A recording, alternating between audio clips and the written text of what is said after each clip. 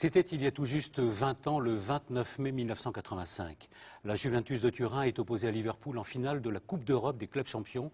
Quelques minutes avant le coup d'envoi du match, des bagarres éclatent dans les tribunes. Bilan, 39 morts et 600 blessés, piétinés, étouffés dans les gradins du stade du Heysel à Bruxelles.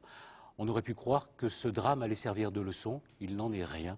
La violence dans les stades atteint des proportions alarmantes en France et en Europe, à l'encontre des joueurs, des arbitres, entre supporters rivaux, une violence qui se teinte de plus en plus de racisme. Le dossier d'Anne Gainsburger avec Martin Schwarzapol. Ils ont des allures d'adolescents anglais mal dégrossis arrivés à la colonie de vacances. Dans les rues d'Istanbul, mercredi soir, on croise des fans de Liverpool chapeautés à la turque. Surtout n'y voir aucune perfide allusion politique, mais plutôt le signe d'une bonne grosse liesse populaire. À un ou deux détails près, qui rappellent que le match du jour est sous haute surveillance policière et que ces supporters-là ne sont pas n'importe qui.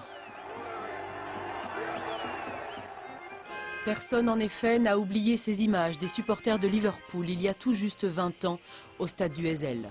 Des hooligans anglais qui chargent la tribune Z occupée par les supporters italiens de la Juventus. La fête d'une finale européenne tourne à la tragédie. 39 morts et 600 blessés dans le stade. Et plus tard, des dizaines de condamnations.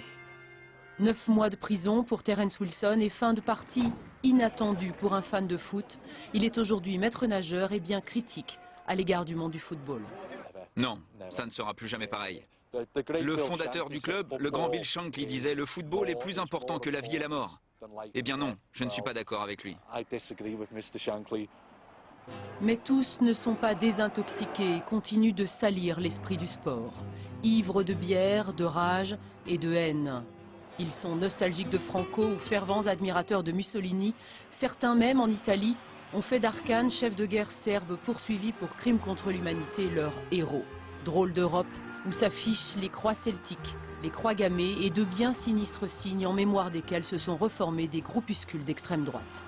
Certains groupes de supporters, alliés à ces forces de droite, se sont emparés des tribunes du stade. En partie pour y faire de la propagande politique, en partie pour conquérir un espace du territoire urbain. Les stades français n'échappent pas à ces relents de barbarie, à la nuance près que ces supporters-là hésitent à afficher leur idéologie. Et pour ne pas être arrêtés par la police, masquent leur visage. Avec eux, à chaque match, tout peut déraper en un instant.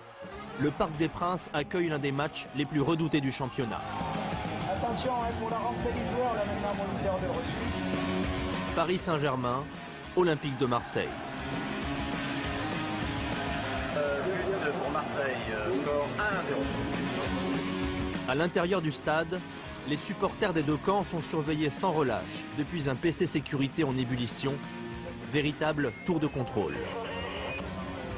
Oui, attention pour moniteur 3, nous avons rentré les... Police, justice et responsables de la sécurité des deux clubs y décryptent la vie des tribunes. On y commande les caméras de surveillance. On y décide de l'intervention des forces de l'ordre. Victor, vous arrêtez, Cyrano. Ouais, Verlaine, vous allez intervenir, Verlaine. Bloquez pas la fréquence, Versity 310, 310. Et il faut le piquer, le mec. Voilà, comme ça il faut faire, bien sûr. Allez, c'est Clément, très bien. J'ai bien joué, Verlaine. Ici au Parc des Princes, la tribune R1, c'est une tribune blanche. Tribune nationaliste, oui. Ça ne vous gêne pas que des personnes de couleur ne puissent pas rentrer? Non, entre nous, à l'instar des cités, moi je n'irai pas dans une cité de l'Île-de-France. Et pour beaucoup, ils n'ont pas à venir ici, c'est un peu notre territoire en fait. Et la violence gagne du terrain jusqu'à atteindre les joueurs. Dida, le gardien du Milan AC, blessé le mois dernier par un fumigène. Et puis ce match soi-disant amical en Espagne dont les commentateurs ne se remettent pas. À chaque fois qu'un joueur noir britannique touchait le ballon, tombait des tribunes le cri du singe. Et puis dimanche en Angleterre, il y a eu cet autre incident. Insulte du supporter aux joueurs de Birmingham, bâtard, singe, gorille. Quand le sport n'est plus du sport et que l'électricité est telle que Cantona se met hors jeu tout seul.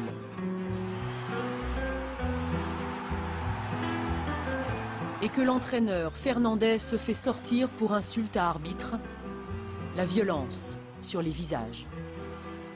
Et la peur qui s'empare des arbitres. Agression, menace de mort, Anders Frisk, l'un des tout meilleurs, annonce en mars qu'il met fin à sa carrière. Mais quoi? On ne peut plus montrer qu'on n'est pas d'accord? Allez, crachat sur l'arbitre. Au fait, il est marocain. Le phénomène de mimétisme existe et fait des ravages considérables dans le football amateur. Quand un joueur de renom crache sur un arbitre, ce sont des dizaines de crachats qui ont lieu le dimanche sur les terrains de district. Et ça, c'est condamnable.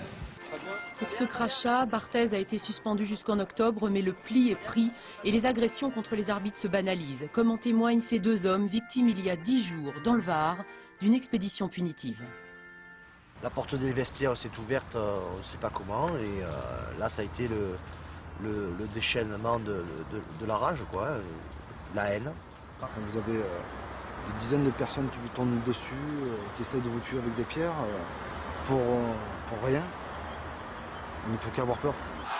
20 ans après le Heysel, la peur n'a pas quitté les stades, au point que l'on envisage maintenant de jouer certains matchs à huis clos. Le racisme et la violence continuent de gagner du terrain sur le sport. Il y a vraiment de quoi pleurer.